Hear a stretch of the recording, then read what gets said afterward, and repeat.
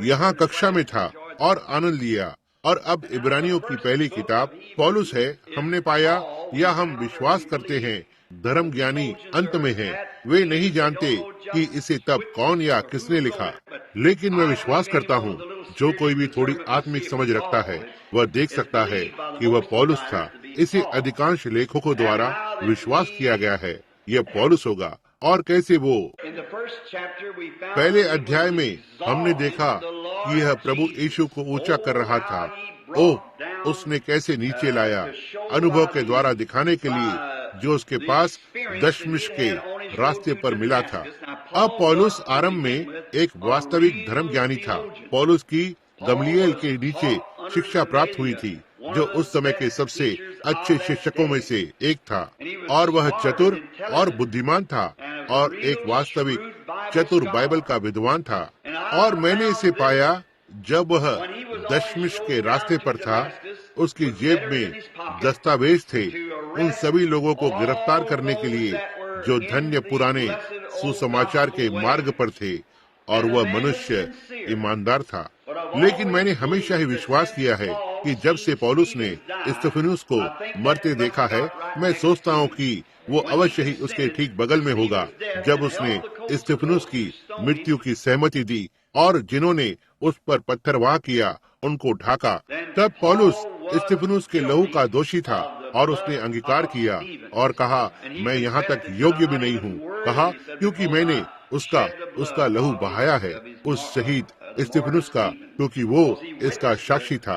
और यदि आप किसी भी चीज के साक्षी हैं तो आप उसके भागीदार होने के जैसे ही दोषी होते हैं। तो यदि हम गवाह होते हैं, कहते हैं ओह हाँ, उन्हें ऐसा नहीं करना चाहिए था, ऐसा फलाना और फलाना, सावधान रहें आप जो कहते हैं, क्योंकि आप दोषी होते हैं।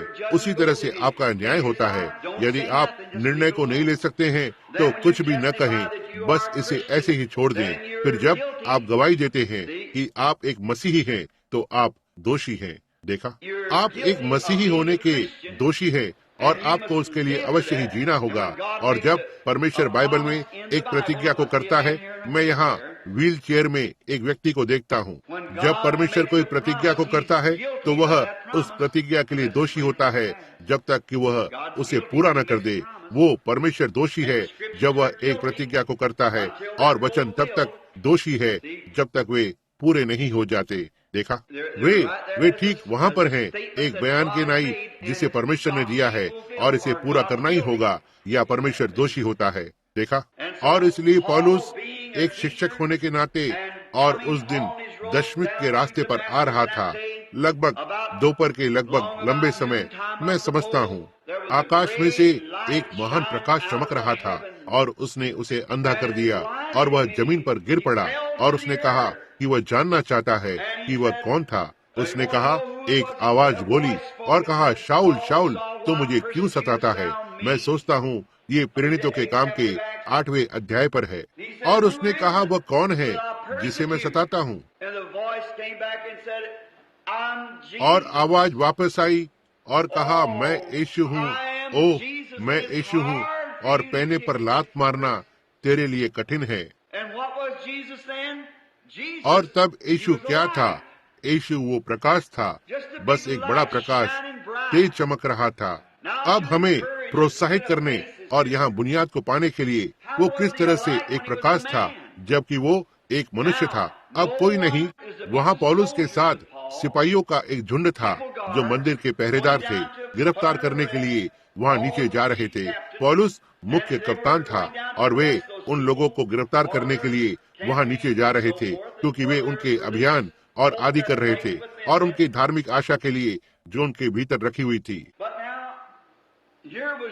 लेकिन अब यहाँ यीशु एक बड़े प्रकाश के रूप में था। अब यदि आपको याद हो, आरंभ में यीशु एक प्रकाश था। यीशु वो लोगोस था जो परमेश्वर में से निकला था, और वो वाचा का दूत था जिसने जंगल में से होते हुए इजराइल की संतान की अगुवाई की। और वह अग्नि का खंबा था जिसे उन्होंने देखा, और वह था। और जब वह यहाँ धरती पर था, उसने कहा, मैं परमेश्वर से आया हूँ और मैं परमेश्वर के पास वापस जाता हूँ।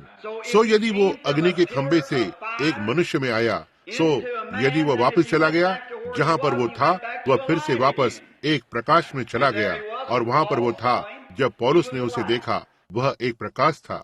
अब वे सारे सैनिक जो पौलुस के साथ थे, उन सब ने प्रकाश को नहीं देखा।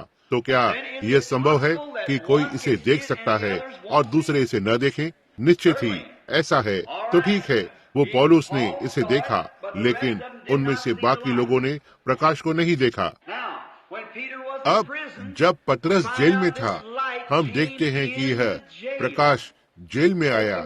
उसने द्वार को खोल दिए और वह उस प्रकाश ने बाकी पहरेदारों को अंधा कर दिया। जैसे ही वे बाहर चले गए, पतरस जाने लगा, और जब वो दरवाजे पर पहुंचा तो ये अपने आप ही खुल गया, धीरे से उसके पीछे बंद हो गया। भीतरी जेल से लेकर वो बाहरी दरवाजे पर आ गया, ये अपने आप खुल गया, धीरे से बंद हो गया, और फिर वह खाली जगह में चला गया, नगर के रास्ते में चला गया, और वह अपनी आंखों को मलने लगा, जैसे कह रहा हो, क्या मैं सपना देख रहा था? वो नहीं जानता था कि क्या घटित हुआ था, लेकिन प्रभु का दूत, वही दूत जो आग का स्तंभ था, जो चला मूसा के लिए समुद्र में, और उसने अपने को फैला दिया। ओह, और मृत सागर और लाल समुद्र के बीच दोनों ओर से दीवार खड़ी हो गई, और इजराइल पार हो गया। और जब वे उमड़ती हुई यर्दन पर पहुंचे, तो उसने वहां अपने आप को दृश्य में नहीं लाया, लेकिन वह वहां था, क्योंकि उसने इसे खोल दिया था। और वे अप्रैल में उस पार चले गए, जब सारी समतल भूमि पानी से भरी हुई होती है। और उसने वसंत को रोका, और उसने बर्फ को पिघलने से रोके रखा, क्योंकि इसने ऊंची और ऊंची दीवार नहीं बनाया, ये बस रुक गया। यही हमारा यहोवा है, यही हमारा प्रभु यीशु है, बस रुक गया, और वे सूखी भूमि पर से चले गए। अब परमेश्वर ने प्रतिज्ञा की थी कि वह उनकी देखभाल करेगा, इसलिए वह अपने प्रतिज्ञा के प्रति बाध्य था। अब पौलुस इन बातों से अवगत था, और उन्हें जानते हुए उसे सौभाग्य प्राप्त हुआ, क्योंकि परमेश्वर सीधे पौलुस से बात कर रहा था। वो सैनिकों से बात नहीं कर रहा था जो उसके साथ थे, वो केवल पौलुस से बात कर रहा था।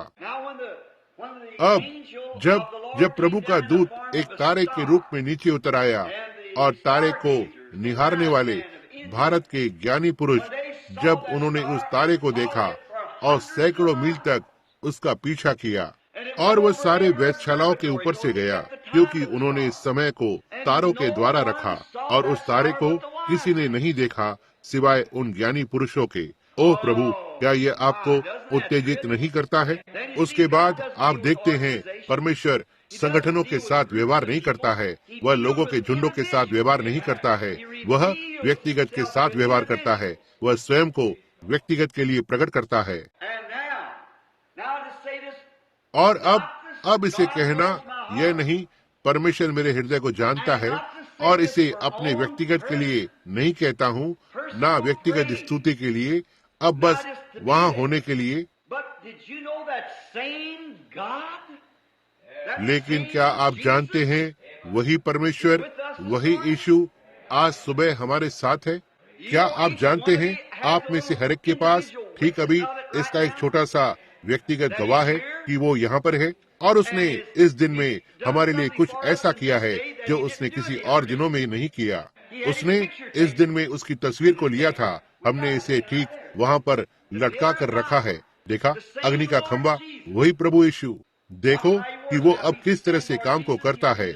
यदि वो वही प्रभु यीशु है, तो वो वही कामों को करेगा, क्योंकि बाइबल के लिए कहा, वो कल, आज और युगानुयुग एक सा है।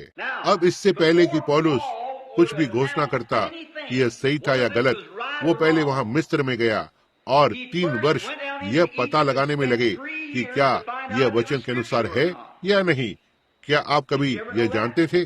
पौलुस के परिवर्तन होने के बाद वह 3 वर्ष के लिए मिस्र में चला गया। वह वहीं पर बना रहा, और वहाँ है जहाँ उसने इस महान ज्ञान को सीखा।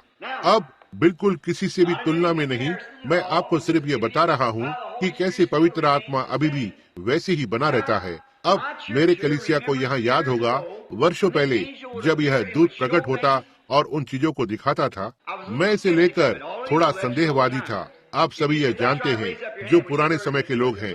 यदि यह सही है तो अपना हाथ ऊपर उठाएं जब आप सुनते हैं। जी हाँ, देखो, कलीसिया की ओर देखो। अब भी पुराने समय के लोगों से देखा, मैं संदेह में था क्योंकि प्रचारकों ने मुझे बताया कि यह शैतान की ओर से था और मैंने एक प्रकार से इस पर विश्वास किया, लेकिन मैं रुका रहा। मैं इसके बारे में कुछ नहीं कहूँगा।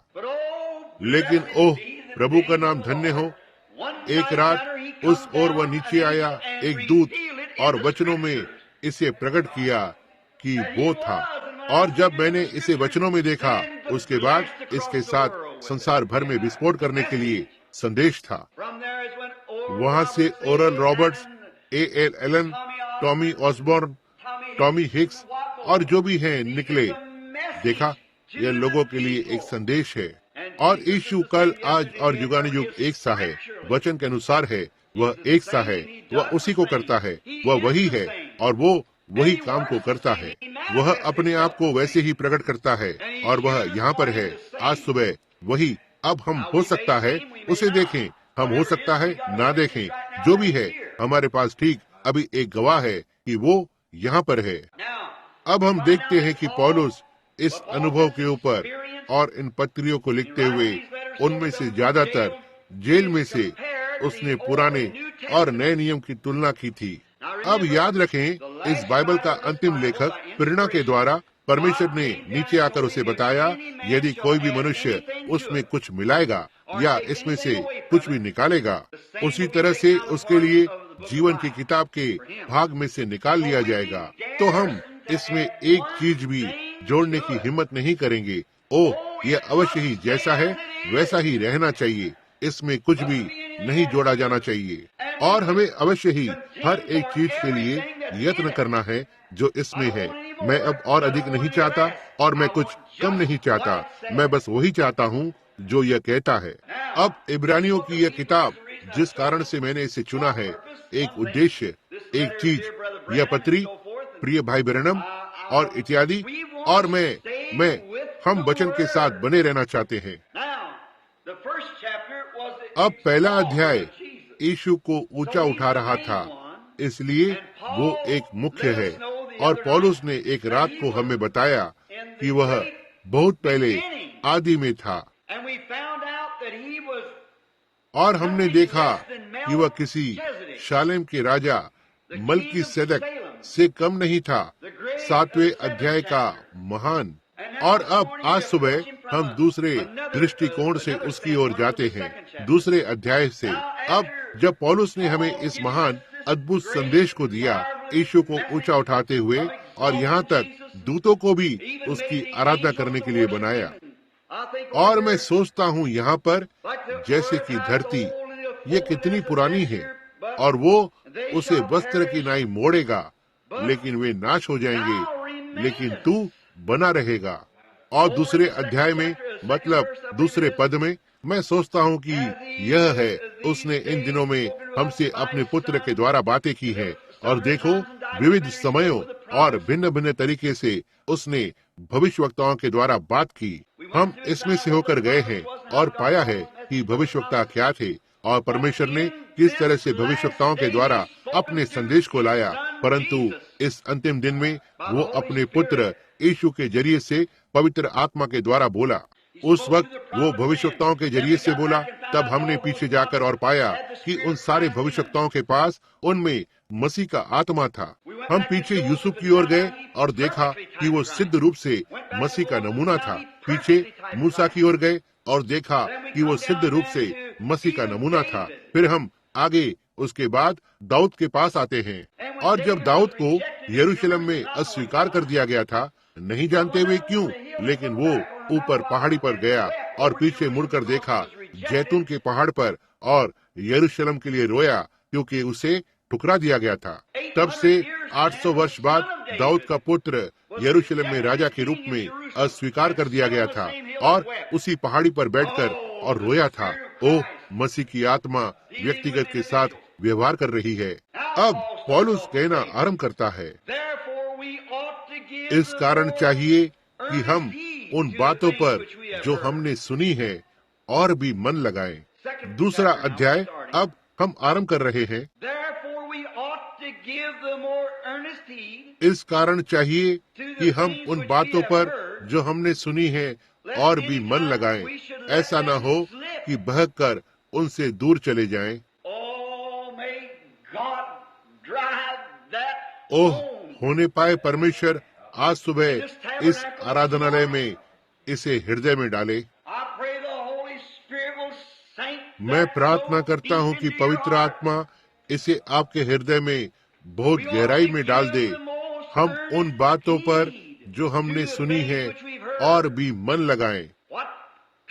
हम किस प्रकार के लोग होने चाहिए जब हम महान यहोवा को नीचे उतरते और उन कामों को करते हुए देखते हैं जिसे वो करता है, और देखते हैं कि उनकी तुलना वचन दर वचन करता है कि वे सत्य हैं, और हम कभी कभी एक लट्टे पर उभार की तरह बैठे रहते हैं और बस बिल्कुल ही कोई दिलचस्पी नहीं रखते।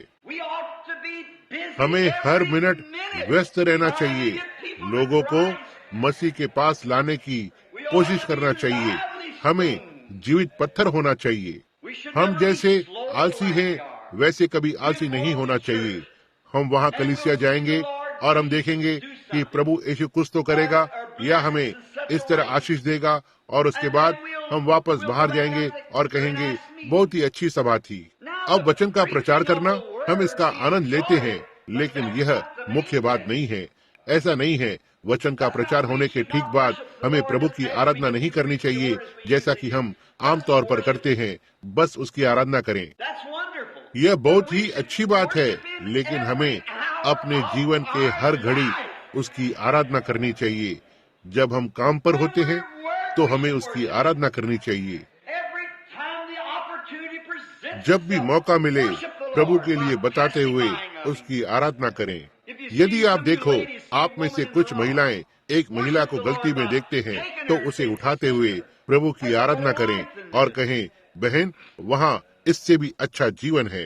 आप पुरुष जो अपने काम में होते हैं, जब आप किसी मनुष्य को प्रभु के नाम का व्यर्थ उपयोग करते हुए देखते हैं, एक तरफ से मौका पाकर और वहाँ पर जाओ और उसका हाथ पकड़कर कहें, आप वहाँ इससे बेहतर जीवन है।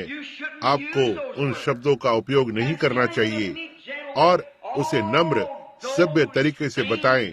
वे सारी बातें एक आराधना है। और जब हम किसी को बीमार देखते हैं और डॉक्टर कहता है कि और कुछ नहीं किया जा सकता है, हमें यह बताते हुए प्रभु की आराधना करनी चाहिए। वहाँ स्वर्ग का एक परमेश्वर है जो प्रार्थना का उत्तर देता है। और फिर जब हम उन बातों को जगह लेते हुए देखते हैं जिन्हें हम होते और जगह लेते हुए देखते हैं, हमें इन बातों को कभी नहीं जाने देना चाहिए। हम इसे बस अपनी उंगलियों में से जाने देते हैं। आज बड़ी पेंटिकॉस्टल कलीसिया के साथ यही मामला है। वे उसी सबसे श्रेष्ठ लोगों को उनके उंगलियों से फिसलने देते हैं जबकि ये उनके हाथों में था। लेकिन देखो उन्होंने क्या किया। उन्होंने बाकी के कलीसियाओं की तरह किया। वे चले हैं, कोरा के मार्ग में चले और नाश हो गए, और केन के मार्ग में और कोरा की धूर्तता से नाश हो गए। वे संगठित हो गए हैं बजाय हमारे पास एक भाईचारा होने के जहां हम सब एक हो सकें। उन्होंने खुद को संगठित कर लिया है, छोटे छोटे संगठन बना लिए हैं और छोटे छोटे नामधारी बनाए और वहीं से उठकर और बस भाईचारे को तोड़ दिया। और यदि आप नहीं देखते हैं, बैप्टिस्ट और प्रेस्बिटेरियन इसे लेने जा रहे हैं क्योंकि परमेश्वर इन पत्थरों से अब्राहम की संतान को उत्पन्न करने में सक्षम है, और हमने इसे एकता से अलग होकर हाथों से फिसलने दिया है। भारतीयों ने श्वेत मनुष्य से इस देश को कैसे खो दिया? ऐसा इसलिए है क्योंकि वे एकता से विच्छेद हो गए थे। यदि उन्होंने एक बड़ा मोर्चा बनाया होता था, लेकिन वे आपस में एक दूसरे से लड़ रहे थे। यदि वे सभी एक साथ आते तो वे अपनी भूमि को संभाले रखते। हम इसे किस तरह से खोएंगे? क्योंकि हम एकता से विच्छेद हो गए हैं। किस तरह से हम परमेश्वर के साथ अपने अनुभव को खो देते हैं? इसका कारण ये है कि हम एकता से विच्छेद हो जाते हैं। हम एक को स्थापित करते हैं और वे इसे वो मेथोडिस्ट कहते हैं और इसे बैप्टिस्ट कहते हैं और ये असेंबली है और ये वननेस है और ये कुछ तो और है और चर्च ऑफ गॉड और नाजरीन पिलग्रिम होलीनेस। हम मसीह के शरीर को एकता से विच्छेद करते हैं। हमें कभी भी विभाजित नहीं होना चाहिए। हम हो सकता है विचारों में भिन्न हो, लेकिन आइए हृदय से हृदय भाई बने।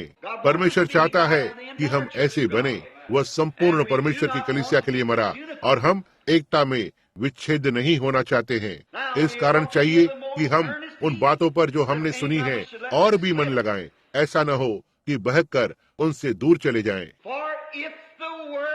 क्योंकि जो वचन स्वर्गदूतों के द्वारा कहा गया था, जब वह स्थिर रहा। आप इसे सुनते हैं? यदि दूतों के द्वारा बोला गया वचन, अब दूत संदेशवाहक है। वो शब्द दूत का अर्थ होता है एक संदेशवाहक। और अभी अभी हम इसमें से होकर गए। यहाँ पहली किताब में परमेश्वर विविध समयों और भिन्न भिन्न तरीके से भविष्यवक्ताओं के द्वारा पूर्व पिताओं से बात की। वह परमेश्वर के संदेशवाहक थे और वे थे। यदि वे परमेश्वर के संदेशवाहक थे तो वे परमेश्वर के दूत थे। एक संदेशवाहक एक दूत होता है, या मतलब एक दूत एक संदेशवाहक होता है। एक संदेशवाहक। आप आज सुबह एक संदेशवाहक हैं। आप अच्छी खबर के संदेशवाहक हैं या तो एक बुरी खबर के संदेशवाहक हैं। ओह, क्या ये सुंदर नहीं है, यह जानकर कि हम राजदूत हैं, कि हम वो दूत हैं, उस पुनरुत्थान के संदेशवाहक हैं। और हम पापी संसार के लिए परमेश्वर के संदेशवाहक हैं कि मसीह जीवित है। हमारे हृदय में वह रहता है, हमारी आत्माओं में वह रहता है, और वह हमें पाप के निचले भ्रष्ट हुए जीवन से निकालता है और हमें ऊंचा करता है और हमारे प्राण में एक हालेलुया को देता है और हमें नई सृष्टि बनाता है।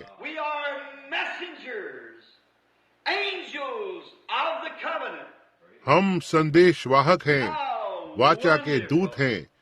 कितना अद्भुत है।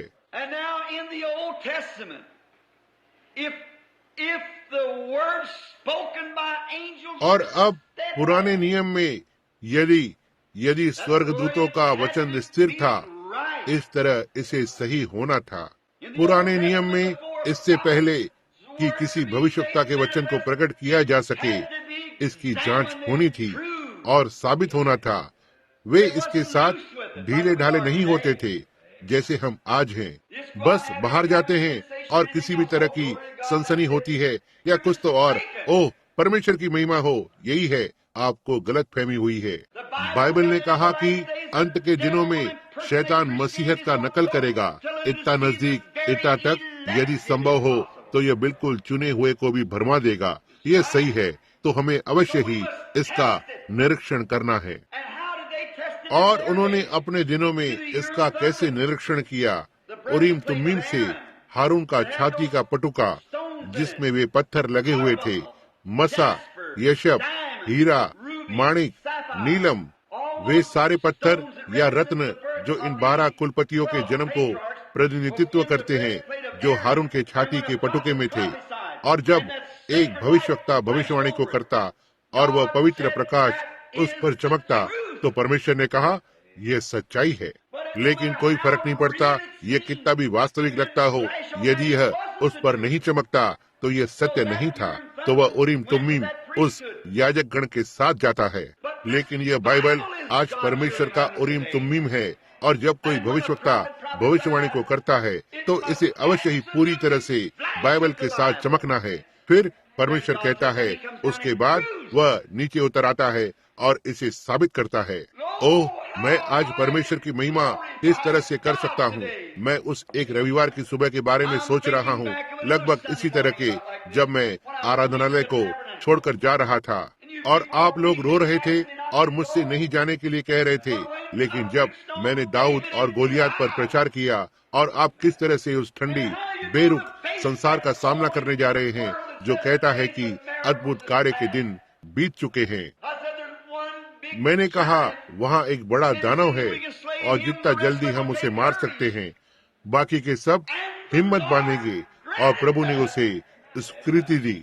और फिर वहाँ पर ओरल रॉबर्ट्स और एक जैगर्स और इत्यादि थे उन्होंने तलवार को बाहर निकाल लिया और हम देश में से शत्रुओं से लड़े, उनके मुंह को बंद किया। वे ऐसा नहीं कह सकते हैं कि अद्भुत कार्य नहीं होते, क्योंकि यहाँ है वे निश्चय ही परमेश्वर का वचन अनंत है। यह उरीम पर चमका था, वचन पर चमका, यही उसका उरीम तुम्मीम है। और जब यह उस पर चमका तो यह सकारात्मक था। और किसी भी जरूरतमंद के लिए, यदि आप एक पापी हैं, आप जानना चाहते हैं कि कैसे बचना है, प्रभु यीशु मसीह पर विश्वास करें। आज हमारे पास बहुत सारी चीजें हैं जो आपको करना है। नए पन्नों को पलटना है, आपको ये करना होगा और वो करना होगा बचने के लिए। मैं फिलिपी के जेलर के बारे में सोचता हूँ। जब इस जेलर ने पौलुस से कहा, बचने के लिए मुझे क्या करना चाहिए, यह आप या मैं रहे होते, हमने उसे उन चीजों को बताया होता जो उसे नहीं करनी चाहिए। आपको शराब पीना छोड़ देना चाहिए, आपको अपना जुआ खेलना छोड़ देना चाहिए, आपको इसे छोड़ देना चाहिए, आपको उसे छोड़ देना चाहिए। पौलुस ने उसे ऐसा कभी नहीं बताया। उसने उसे सिर्फ वही बताया जो उसे करना चाहिए। प्रभु यीशु मसीह पर विश्वास करो और तुम बच जाओगे। अब वह जो मेरे वचनों को सुनता है और उस पर विश्वास करता है, जिसने मुझे भेजा है, उसके पास अनंत जीवन है। यही चमकता हुआ उरीम तुम्मीम है। संत यूहन्ना 5:24। मैं प्रभु हूँ जो तुम्हारे सारे रोगों को चंगा करता है। याकूब 5:14। प्राचीनों को बुलाकर उनका तेल से अभिषेक करो। विश्वास की प्रार्थना बीमारों को बचाएगी। उरीम चमक रहा है। देखा, यही परमेश्वर का अनंत वचन है। मैं परवाह नहीं करता कि कितने नास्तिक, अविश्वासी, संशयवादी, संदेहवादी उठ खड़े होते हैं। परमेश्वर अपने वचन के साथ बना रहेगा। उसने प्रतिज्ञा की कि वो इसे करेगा।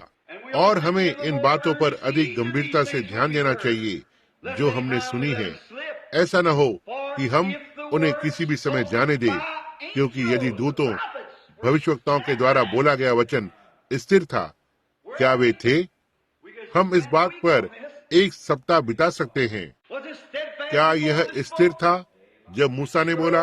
यह निश्चय ही था। एलिया के विषय में क्या? पहाड़ की चोटी पर बैठा हुआ था। प्रभु ने उसे बताया, वहां पर जाओ एलिया, मैं वहां तुम्हारे साथ रहूंगा। कुछ संगति चाहता हूँ। परमेश्वर अपने लोगों के साथ संगति करना पसंद करता है, लेकिन हम उसके लिए इतनी देर तक बने नहीं रहते हैं कि हमारे साथ संगति करे। हम एक जगह से दूसरी जगह और बहुत कुछ भूलने में इतने अधिक व्यस्त हैं। वहीं बैठे रहो एलिया। वो 3 वर्ष और 6 महीने की संगति को चाहता था। हम उसे मुश्किल से 3 मिनट भी नहीं दे सकते। 3 वर्ष और 6 महीने की निरंतर संगति, ओह, मैं इसे पसंद करता हूँ। कहा, खाना पकाने के विषय में चिंता मत करो, हम इसकी पहले से व्यवस्था कर लेंगे। तुम्हें कौवे खिलाने जा रहे हैं और हर एक चीज ठीक होने जा रही है। मैं बस कुछ संगति को चाहता हूँ। यह बूढ़ा भविष्यवक्ता एलिया उस समय पहाड़ की चोटी पर बैठा हुआ था, जिस समय वो परमेश्वर के साथ संगति कर रहा था। क्यों? कप्तान ने कहा, मैं विश्वास करता हूँ कि मैं ऊपर जाकर और उससे मिलूंगा। अब आप कभी भी उस संगति को तोड़ने की कोशिश न करें। सो कप्तान अपने 50 पुरुषों की बड़ी सेना के साथ ऊपर आया और उसने कहा, मैं तुम्हें लेने आया हूँ एलिया। और एलिया उठ खड़ा हुआ। देखो, यहाँ है वो प्रभु का भविष्यवक्ता। उसने कहा, यदि मैं प्रभु का एक सेवक हूँ तो आकाश से आग आकर तुझे भस्म कर दे। और आग नीचे उतर आई। कप्तान ने कहा, ओह, तुम जानते हो क्या? मेरा मतलब, राजा ने कहा, वह हो सकता है एक बिजली की गर्जना है, बस कुछ बिजली तब वहां से होकर जा रही हो और उसने उन्हें मार डाला। मैं एक और 50 को भेजूंगा। एलिया दूतों में से एक खड़ा हुआ था। उसका वचन स्थिर है। जो कुछ भी गलत किया गया था, उसके लिए उसे एक उचित बदला लेना था। उसने कहा, यदि मैं एक प्रभु का दास हूँ तो आग को आने दो। और दूसरे 50 जन जल गए तो ठीक है, हर एक का बदला। क्योंकि जो वचन स्वर्गदूतों के द्वारा कहा गया था, जब वह स्थिर रहा और हर एक अपराध और आज्ञा न मानने का ठीक ठीक बदला मिला। अब यहाँ वो महान बात है। अगला पद, हम कैसे बच निकलेंगे? हम कैसे बच निकलेंगे? यदि एलिया के शब्द से विनाश हुआ, क्योंकि वो एक प्रभु का दूत था, हम कैसे बच निकलेंगे जबकि मसीह की आवाज उसमें से होकर बोल रही है? या जब आपके लिए प्रार्थना की गई है तो हम कैसे विफल हो सकते हैं यदि यह मसीही की आवाज है? यदि मसीह ने अपनी कलीसिया को बीमारों के लिए प्रार्थना करने के लिए नियुक्त किया है और कलीसिया वही करती है जो वो कहता है उन्हें करने के लिए कहता है, तो यह भला कभी असफल कैसे हो सकता है? यह नहीं हो सकता। आप असफल हो सकते हैं, लेकिन यह असफल नहीं हो सकता। और जब तक आप इसे रखते हैं, ये आपको इसमें से होकर आगे ले जाएगा। यदि आप असफल होते हैं तो आप स्वयं असफल होते हैं। आप बस वचन से दूर हो जाते हैं, लेकिन जब तक आप वचन के साथ बने रहते हैं, यह विफल नहीं हो सकता, क्योंकि भविष्यवक्ताओं के वचन ने ऐसा और ऐसा किया, तो मसीह का वचन कितना अधिक होगा। तो हम लोग ऐसे बड़े उद्धार से निश्चित रहकर क्यों कर बच सकते हैं, जिसकी चर्चा पहले पहल प्रभु के द्वारा हुई और सुनने वालों के द्वारा हमें निश्चय हुआ। इस पर सोचें, प्रभु द्वारा बोला गया, हम कितनी बार पीछे जा सकते थे? हम कहाँ रुक सकते थे? ठीक यहाँ 1 घंटे के लिए। जब यीशु आया, वो कल, आज और युगानुयुग एक सा है। अब याद रखें, पहले स्वयं यीशु के द्वारा बोलना आरंभ होता है और उसके बाद सुनने वालों के द्वारा उसकी पुष्टि की गई थी। अब उसकी सुनो। जब वो धरती पर आया तो उसने चंगा करने वाला होने का दावा नहीं किया। उसने कहा, यह मैं नहीं हूँ जो काम को करता हूँ, यह मेरा पिता है जो मुझ में रहता है, वो काम को करता है। पुत्र अपने आप में कुछ नहीं कर सकता, लेकिन वो जो पिता को करते देखता है। संत यूहन्ना 5:19। देखो, जब फिलिपुस उसके पास आया, नतनएल फिलिपुस के मत परिवर्तन के बाद वह उसके पास जाकर और नतनएल को ले आया।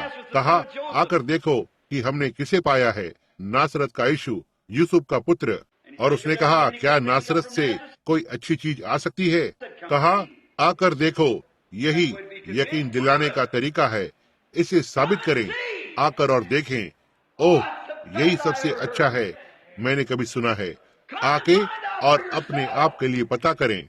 बाहर खड़े होकर और किनारे की पंक्ति पर आलोचना न करें, लेकिन सारी बातों को साबित करें और जो अच्छा है उस पर मजबूती से बने रहें। आकर और देखें। सड़क पर वे बात करते हुए साथ साथ गए। जब वो प्रभु यीशु की उपस्थिति में चलकर गया तो उसने कहा, देखो, एक इजरायली जिसमें कोई कपट नहीं है। इसने उसके बारे में लगभग सब बता दिया। उसने यहाँ वहाँ देखा। कहा, अच्छा रबी, आपने मुझे कब जाना? आपने मुझे कभी नहीं देखा। आप मुझे कैसे जानते हो? फिलिपुस ने कहा, इससे पहले जब वो बुलाता। कहा, इससे पहले कि फिलिपुस तुम्हें कल बुलाता, जब तू अंजीर के पेड़ के नीचे था, तब मैंने तुझे देखा था। आमीन। उसने कहा, आप परमेश्वर के पुत्र हैं, आप इजराइल के राजा हैं। एक स्त्री उसकी उपस्थिति में चलकर आई और उसने कहा, जाओ अपने पति को ले आओ। उसने कहा, मेरे पास कोई नहीं है। कहा, यह सही है, तेरे 5 हुए हैं और जिसके साथ तू अब रह रही है वो तेरा नहीं है। तूने सच कहा।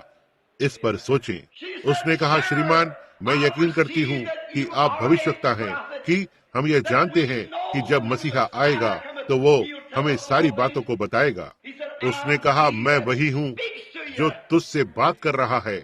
और वह दौड़कर और नगर के लोगों को बताने लगी, आकर एक मनुष्य को देखो जिसने मुझे वो सब बताया जो मैंने किया था। क्या यह मसीहा नहीं है? यह प्रभु के द्वारा बोला गया था। क्या हुआ?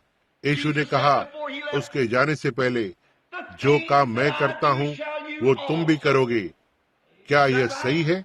जो काम मैं करता हूँ वो तुम भी करोगे, वरन इससे भी बढ़कर करोगे, क्योंकि मैं पिता के पास जाता हूँ।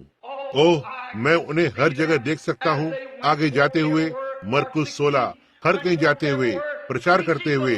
प्रभु उनके साथ काम कर रहा है, वचन की पुष्टि करते हुए। और यहाँ पौलुस वही बात को दे रहा है। उसने कहा कि वो सुसमाचार का प्रचार यीशु के द्वारा किया जाना आरंभ हुआ और इसकी पुष्टि की गई वे जिन्होंने उसे सुना।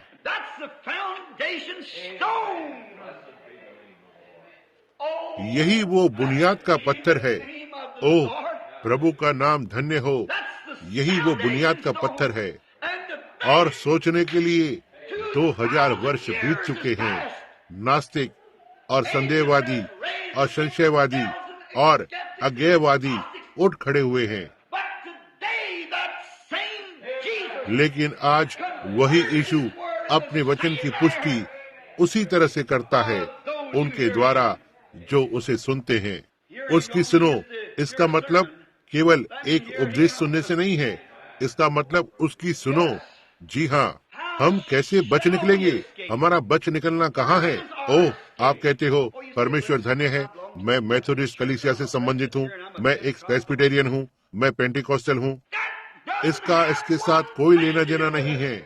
और आप एक और अलग हो जाते हैं और इसे आत्मिकवाद या कुछ तो मानसिक मनो को पढ़ना कहना चाहते हैं, या कोई शैतान या कुछ तो और। उन्हें शर्म आनी चाहिए। यदि हर एक शब्द दूतों के द्वारा स्थिर था, यीशु ने कहा यह थोड़ी देर रह गई है और संसार अब मुझे और न देखेगा, फिर भी तुम मुझे देखोगे, क्योंकि मैं तुम्हारे साथ रहूंगा, यहाँ तक कि तुम में रहूंगा युग के अंत तक। और जब हम उसे नीचे आते देखते हैं ताकि उसके वचन की निरंतर पुष्टि करते रहें, तो हम कैसे बच निकलेंगे यदि हम किसी कलीसिया की सहायता करें, या किसी संगठन की, या संप्रदाय, या हमारे खुद के कुछ छोटे पसंद के सिद्धांत? बेहतर होगा कि आप ऐसे ही छोड़ दें, क्योंकि जो वचन दूतों के द्वारा कहा गया उसका हर एक अपराध का बदला मिला। तो कितना अधिक होगा जब परमेश्वर का पुत्र स्वर्ग से बोल रहा है ताकि अपना वचन प्रकट करे। हम कैसे बच निकलेंगे यदि हम इतने महान उद्धार को अनदेखा करते हैं? ओह प्रभु, परमेश्वर भी, चौथा पद, साथ ही परमेश्वर भी उनकी गवाही दे रहा है।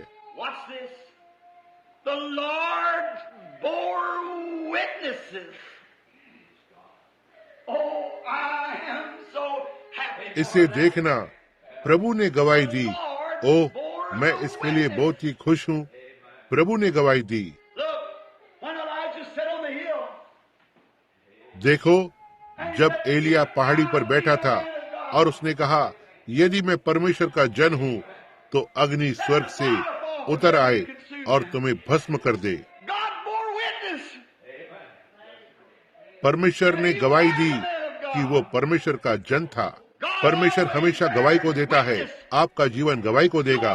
मैं नहीं जानता कि आपकी गवाही क्या है, लेकिन आपका जीवन इतना जोर से बोलता है, आपकी आवाज को नहीं सुना जा सकता। लेकिन आपका जीवन, आपका रोजाना का जीवन इस बात की गवाही देगा कि आप क्या हैं। परमेश्वर गवाही को देता है। जी हाँ, पवित्र आत्मा एक मोहर है, और एक मोहर कागज के दोनों ओर लगती है। वे देखते हैं, आप यहाँ खड़े हुए हैं और आपको देखते हैं जब आप दूर जाते हैं, न केवल कलीसिया में लेकिन हर एक दिन के काम में। आप अंदर और बाहर दोनों तरफ से मोहर होते हैं, उसके द्वारा जो आनंद आपके पास है और उस जीवन के द्वारा जो आप जीते हैं। आप मोहर हुए अंदर और बाहर से कि आप जानते हैं कि आप बच गए हैं, और संसार जानता है कि आप बच गए हैं उस जीवन के द्वारा जो आप जीते हैं, क्योंकि परमेश्वर गवाही को देता है। उसका पवित्र नाम धन्य हो। मेरे प्रभु, मैं धार्मिक अनुभव करता हूँ।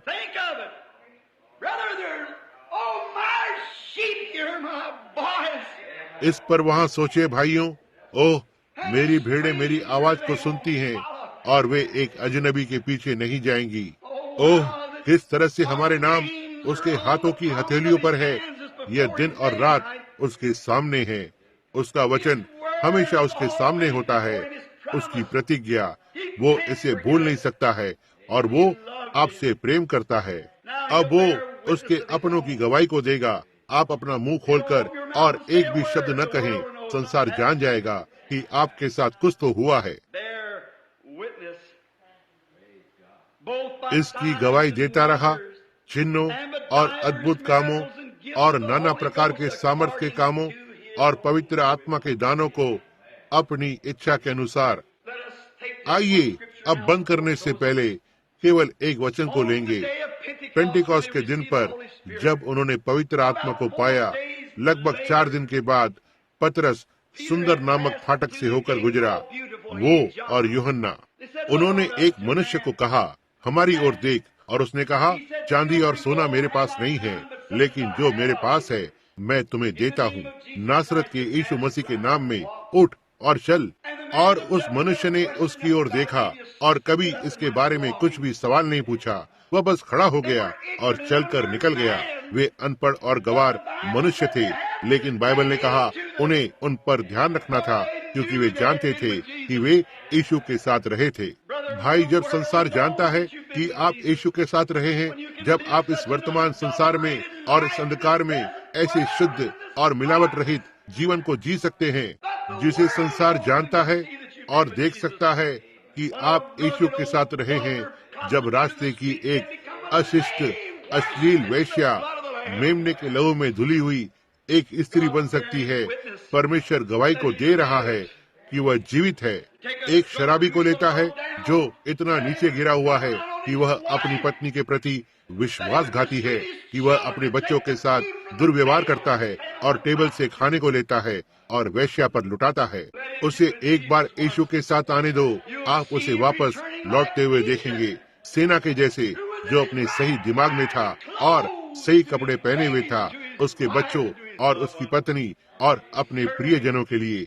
निश्चित रूप से कुछ समय पहले, लगभग 40 वर्ष पहले, जब संसार के धर्मों की मुलाकात हुई थी और भिन्न भिन्न लोग उठकर बोलने लगे और मुसलमान ने मुसलमान धर्म के लिए बात की, जैनियों ने जैनियों के लिए बात की, बुद्ध ने बौद्ध के लिए बात की, और जब छोटा सा डॉक्टर, मैं उसका अंतिम नाम भूल जाता हूँ कि क्या था, बस इस समय पर मैं उसका नाम जानता था लेकिन मैं इसे भूल गया हूँ, उसने मसीहत का प्रतिनिधित्व करने के लिए बात की और उसने अमेरिका में ओक्लाहोमा की लेडी मेकाबी की कहानी सुनाई। वह इतनी चिड़चिड़ी और इतनी गिरी हुई थी, यहाँ तक कि जब वे उसे मारने के लिए गए, उन्होंने यहाँ तक उसे हाथ भी नहीं लगाया। वह इतनी अश्लील और भ्रष्ट थी। उन्होंने उसे एक आरोप में गिरफ्तार किया था। वो सिगार पीती थी, एक घोड़े की बग्गी को चलाती और उनके कानून को तोड़ा जो ओक्लाहोमा में दर्ज थे, जब वह 4 घोड़ों की बग्गी से रास्ते से होकर गुजरी थी। और वह इतनी भ्रष्ट और इतनी गंदी थी, इतना तक कि समाज उस जगह के आसपास भी नहीं होता जहाँ पर वो होती थी। बहुत अधिक, इतना तक जब जल्लाद उसे फांसी देने वाले थे, वे उसे फांसी पर नहीं चढ़ाते। उन्होंने उसे मारने के लिए बस उस पर डांबर और पंख डाले। और जब यह छोटा सा प्रचारक अपनी कहानी इस प्रकार से सुना रहा था, इतना तक वे लोग उनकी सीटों के अंत में बैठे हुए थे, इसे ध्यान से सुन रहे थे कि आगे क्या होगा। जब वह इस बात पर आया कि बहुत भ्रष्ट, गंदी, गिरी हुई, इतना तक कानून भी उसके साथ मूर्खता करना नहीं चाहेगा, वह इतनी गिरी हुई थी, नरक का वही शैतान लगभग ऐसे व्यक्ति को अस्वीकार कर देगा जिस तरह से उसने कहानी को सुनाया था। तब उसने कहा, संसार के धर्मों के सज्जन लोगों, क्या आपके धर्म में ऐसा कुछ है जो लेडी मेकाबी के हाथों को साफ करे? हर एक जन शांत बैठा हुआ था। उसके बाद अपने हाथों से ताली बजाई और हवा में कूद पड़ा। उसने कहा, परमेश्वर की महिमा हो, यीशु मसीह का लहू न केवल उसके हाथों को साफ करेगा, लेकिन ये उसके हृदय को साफ करेगा और उसे अपनी दुल्हन बनाएगा। आपको बताता हूँ, अद्भुत अनुग्रह कितना मधुर सुन पड़ता है कि मेरे जैसे एक घृणित को बचा लिया। मैं एक समय खो गया था, लेकिन अब मुझे पा लिया गया है। मैं अंधा था, लेकिन अब मैं देखता हूँ। यह अनुग्रह है जिसने मेरे हृदय को डरना सिखाया। यह अनुग्रह था मेरे डर को दूर किया। कितना बहुमूल्य अनुग्रह दिखाई पड़ा जिस घड़ी मैंने पहली बार विश्वास किया।